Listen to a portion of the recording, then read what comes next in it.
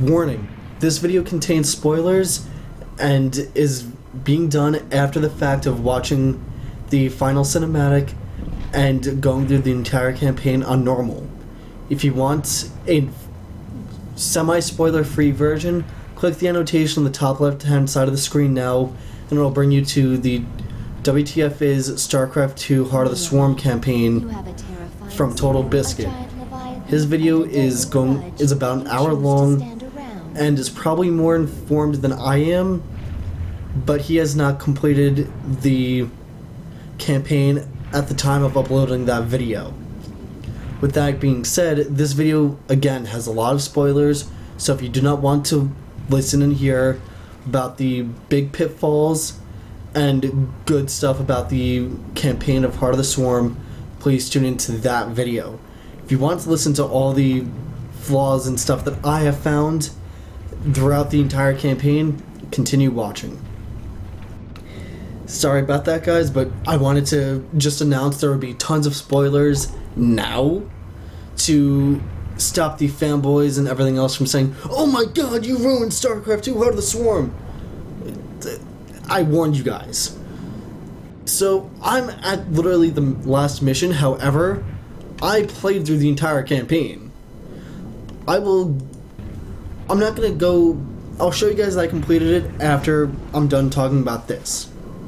So, you might notice I've got Kerrigan, I've got a bunch of different people you may or may not notice. One which that you should notice is Stukov.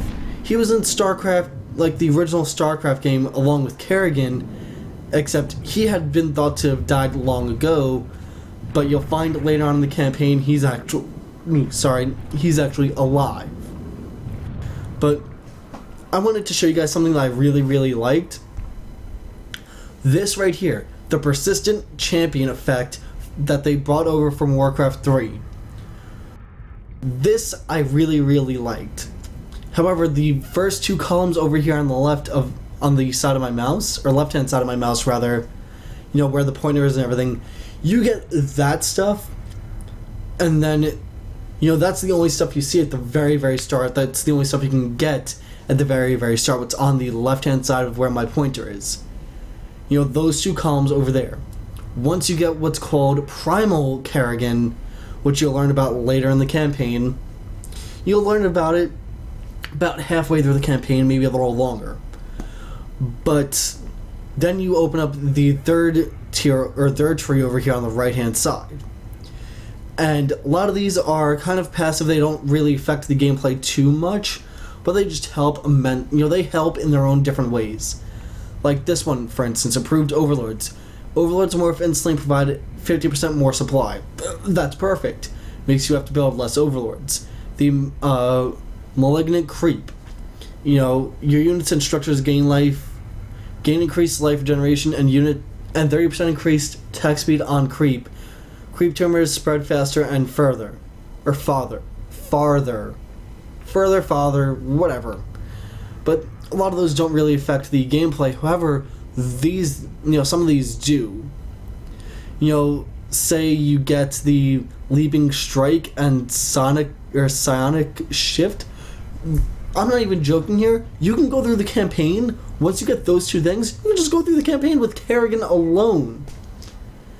You'd bypass a bunch of stuff and kill stuff before it even gets to you. And again, I played this on normal. They're playing it on, Huskies, and all those other people are probably playing on other difficulties. I played it on normal for the story.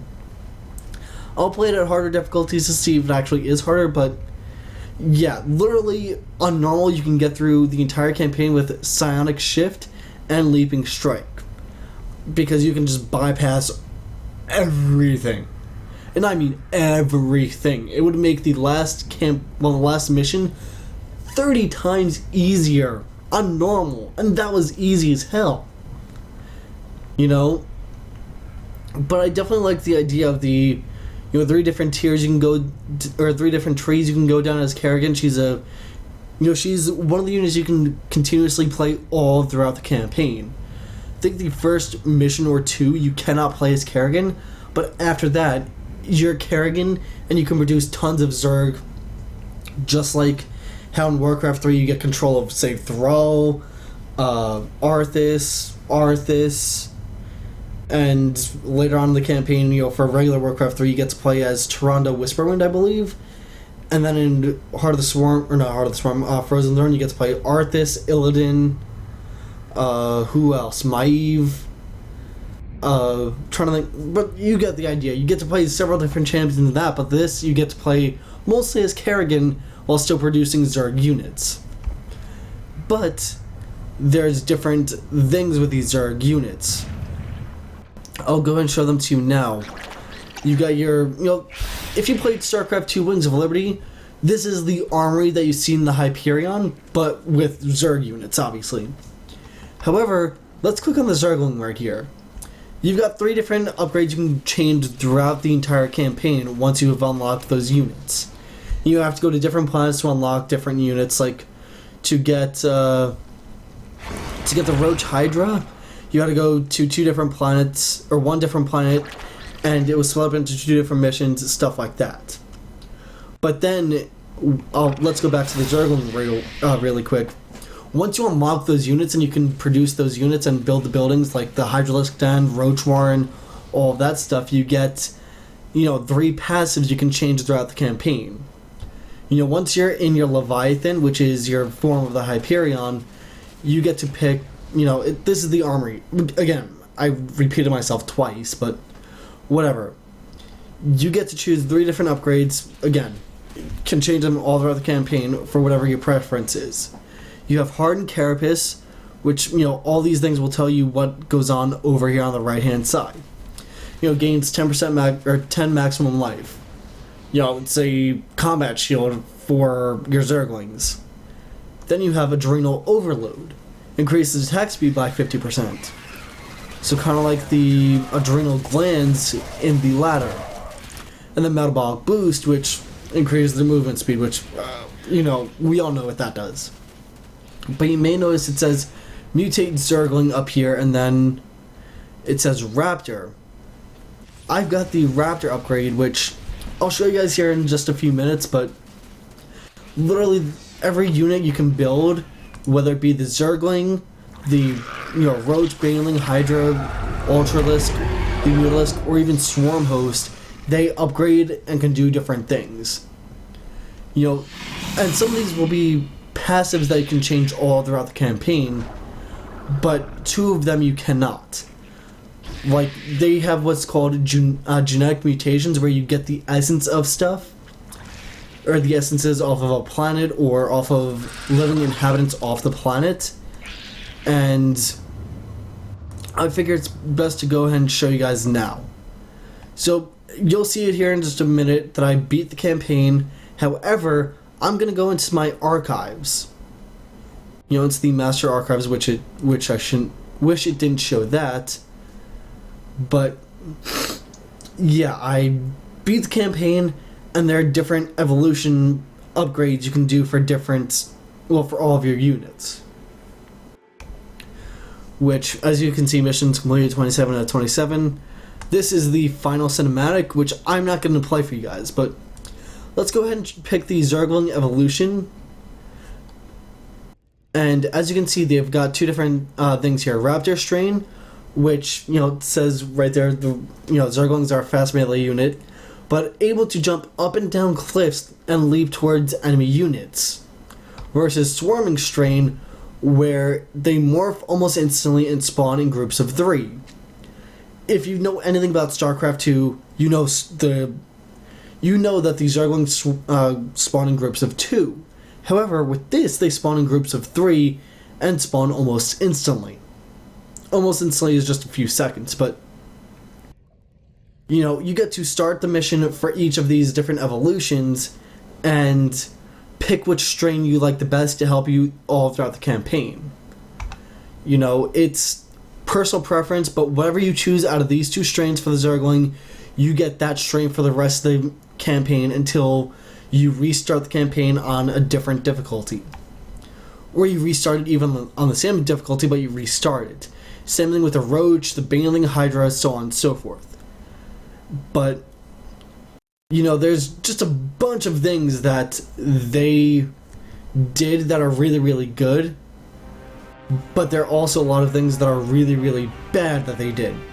For one, I saw the ending coming a mile away. I'm not going to say what the ending is, but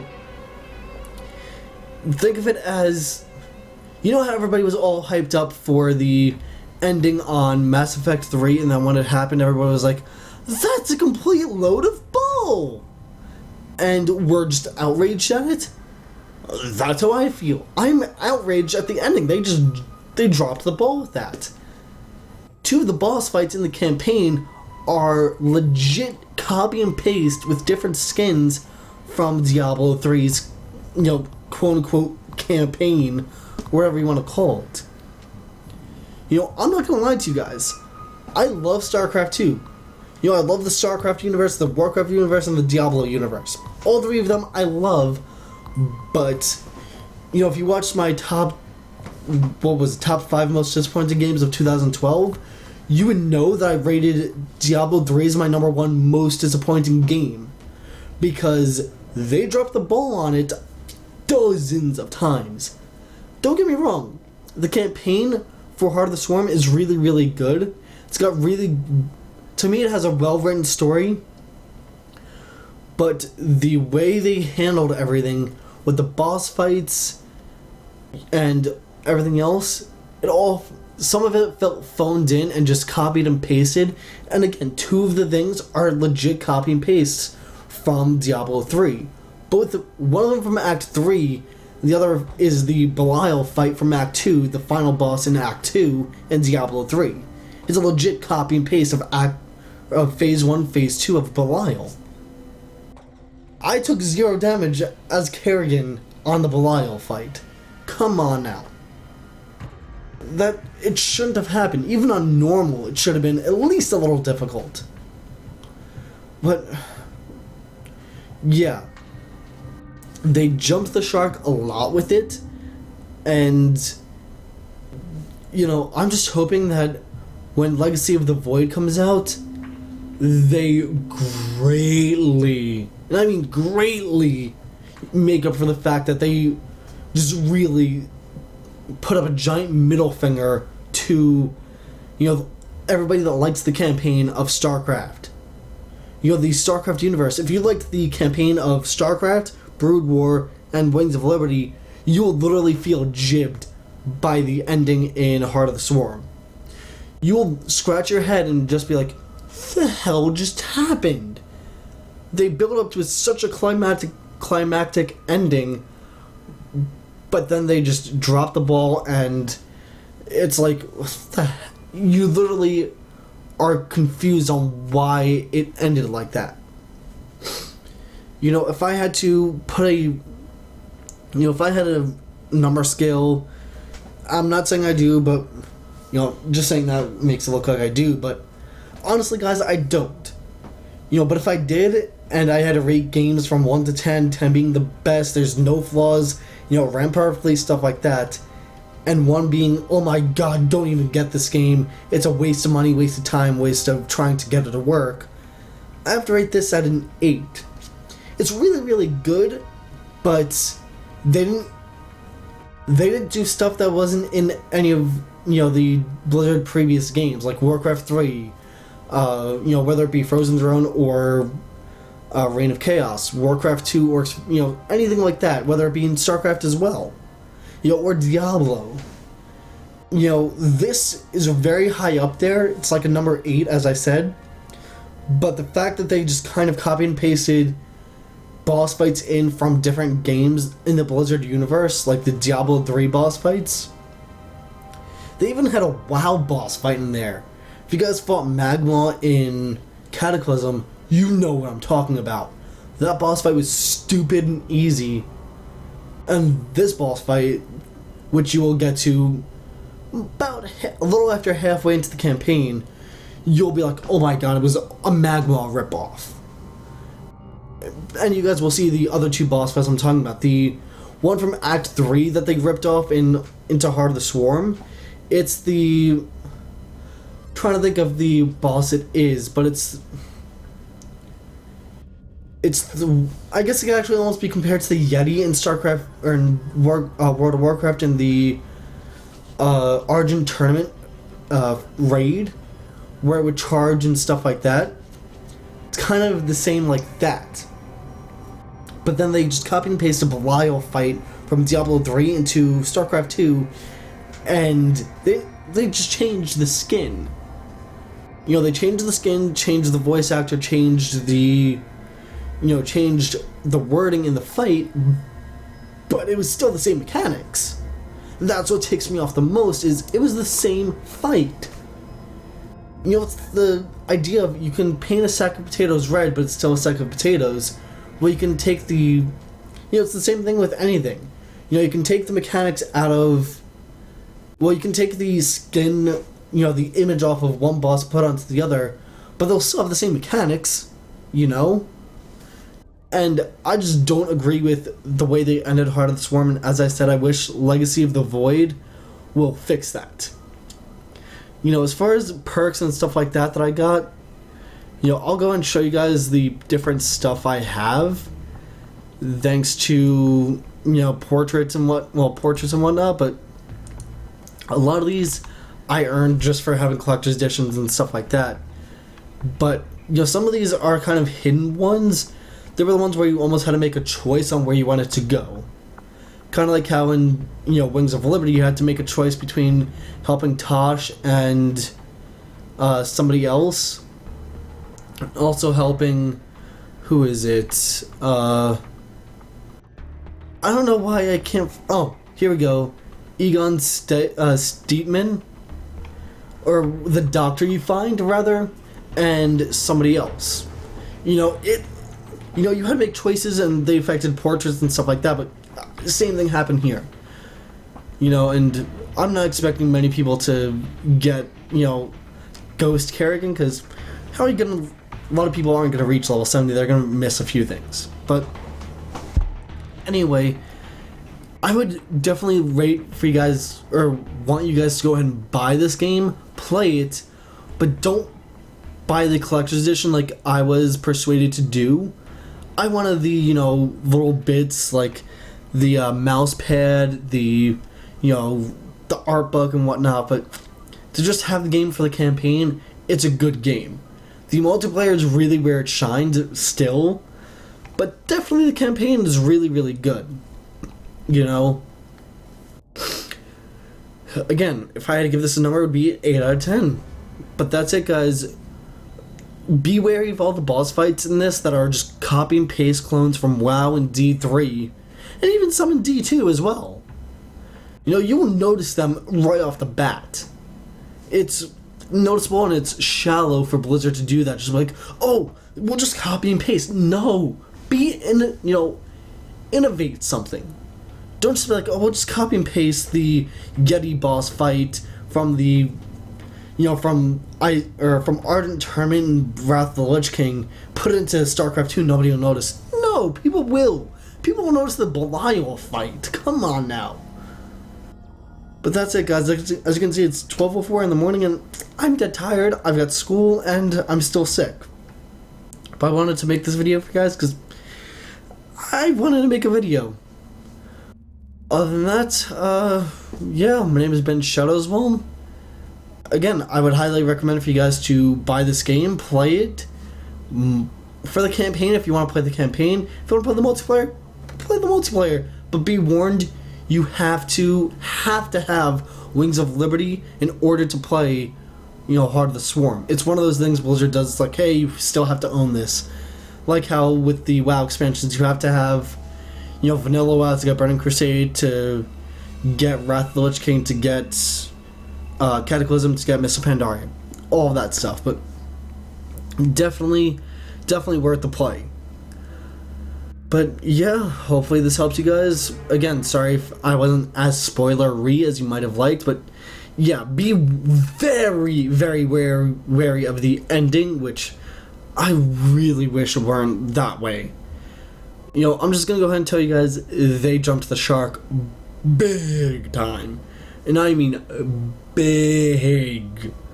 I literally started smashing my keyboard because the ending was that bad.